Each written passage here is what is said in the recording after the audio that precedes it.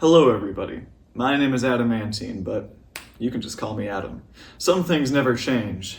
My favorite flavor of tea is still Egyptian licorice. The gas prices haven't dropped, and I never have enough time to be doing this stuff.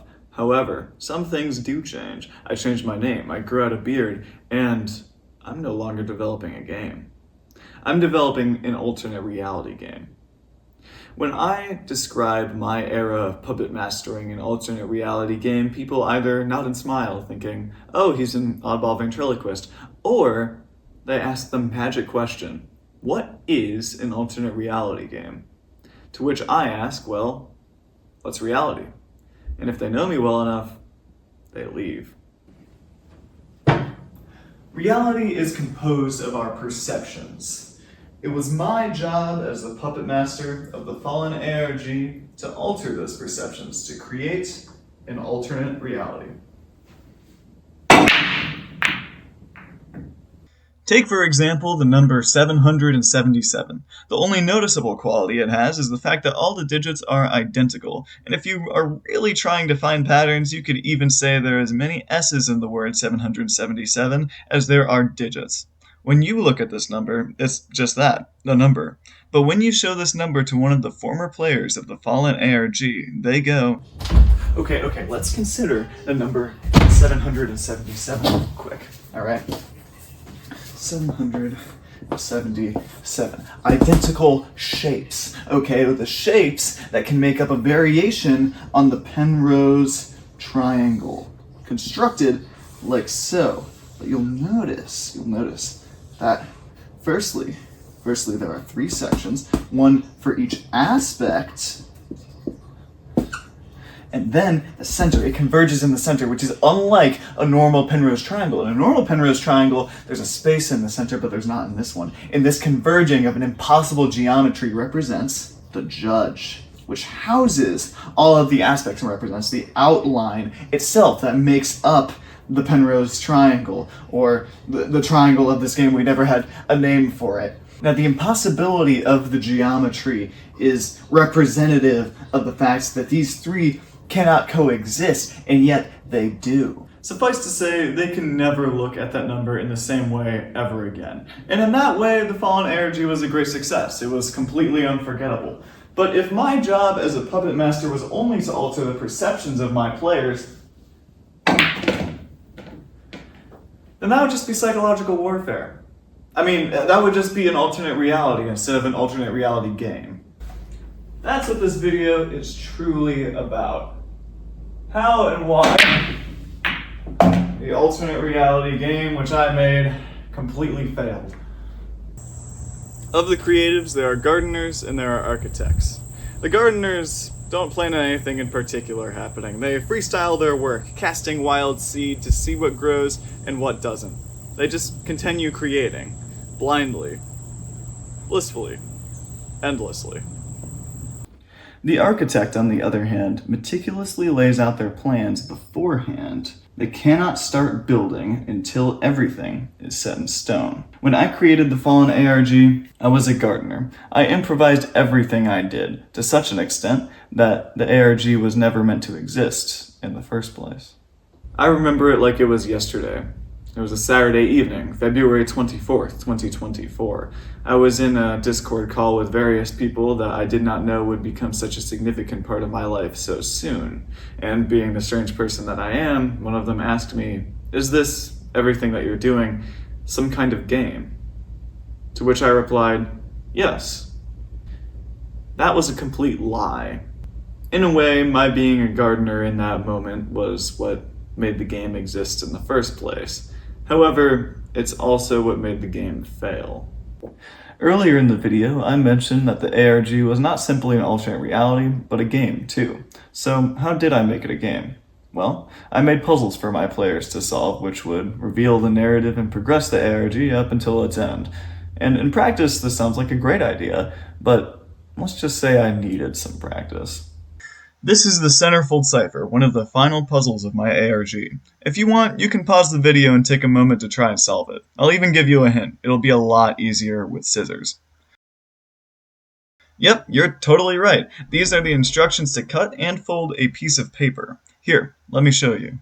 Let's take a look at the very first pattern in our centerfold cipher. Now we know that we have to cut and fold pieces of paper. I'm just going to tell you right now that the blue parts are the parts that we're going to have to cut off, and the arrows indicate where to fold and unfold depending on if there is a line or a double line. So the very first instruction is to cut off the top portion, making a square on the bottom. We can go ahead and discard this. Then the next instruction is to fold it down. So keeping it in the same orientation, that's pretty important. Fold it down this way. There we go.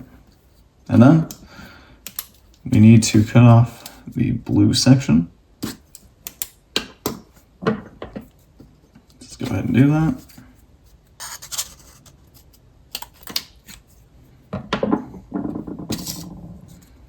And you'll notice when I unfold this, it looks kind of like the letter B. But even if you do figure that out, you'll notice that the letters obtained don't actually make any sense. So now I, the creator of this thing, don't know how to solve it anymore. Looking back at my old messages, they seem to suggest that they're translated twice, once through paper and another time through something called a clock code, but I digress. The point is that I didn't take any time to consider how the puzzle would be received and how the players would go about solving it. In order to improve my puzzle-making skills for Almost Gone, I have to return to my roots. My love for puzzles stemmed from this bag of metal disentanglement puzzles my dad gave me when I was a kid. I think these were the first kind of puzzle I ever came across or played with, and I became totally obsessed with them because the rules and object of the game are quite simple. All you have to do is take apart these two metal pieces without bending or breaking them, and then put them back together at the end. And I played with these things so much that eventually I started to see how they worked. I noticed that every two pieces were identical, so they must have a symmetrical solve. But then I'd pick up a new puzzle, like this one, and see that it doesn't have a symmetrical solve, or that it has three pieces, or that the two pieces simply aren't identical. It is my opinion that metal disentanglement puzzles are perfect examples of how puzzles should work. They're easy to understand, but complex in nature. And while each puzzle's rules are the same, they differ in construction in such a way to make each solution unique and interesting. My favorite part about metal disentanglement puzzles, though, is that just about anybody can pick one up and tinker with it for a little bit, and they might just stumble across a solution. Or they could intentionally solve it. But either way, in order to pull the pieces apart, you must first tangle them together.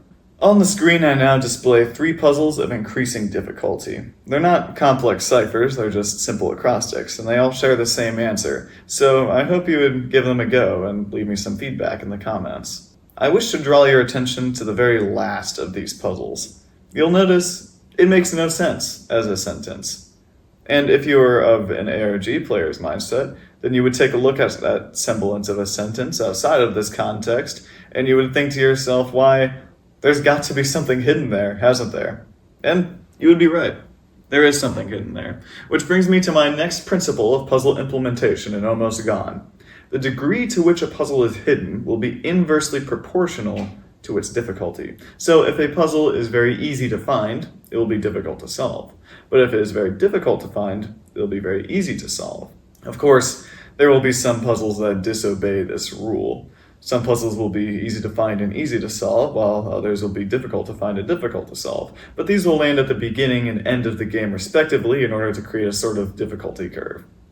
You might be under the impression at this point that I could start making a demo for the game, considering that I have the medium by which the story is told.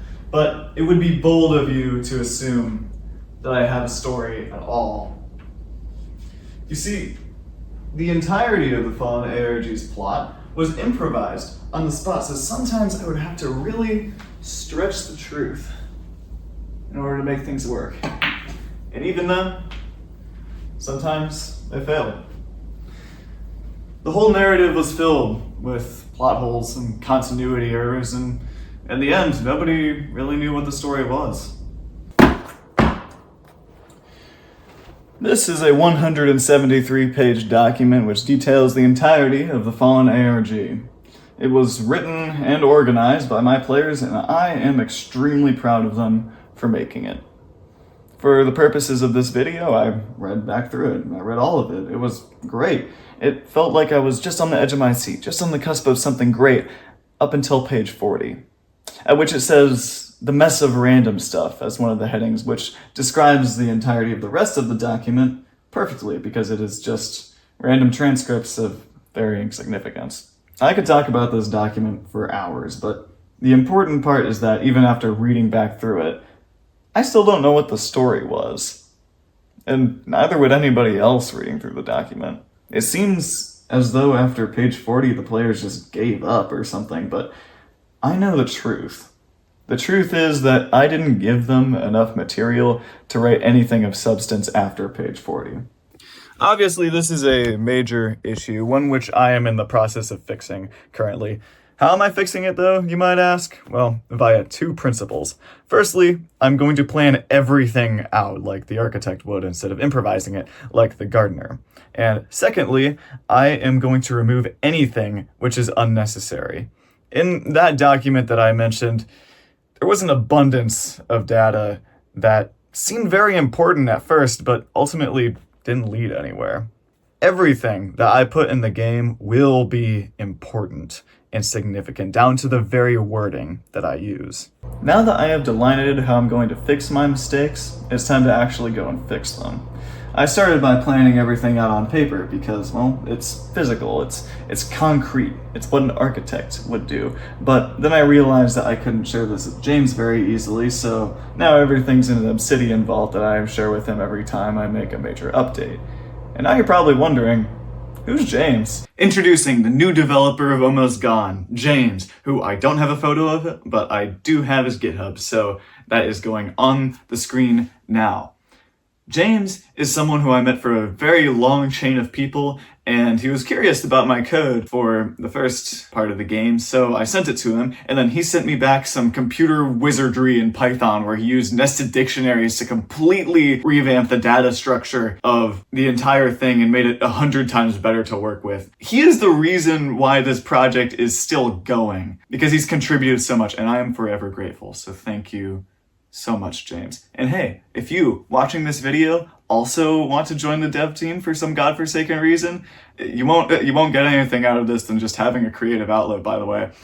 The Discord's in the description, you can contact me there. And with that, I conclude this video. After all this time, I finally have a plan to make this the best alternate reality game that I've ever developed. And I can't wait to welcome you to Generation 5 of the Fallen ARG, Almost Gone. Thank you for watching, and I'll see you next time.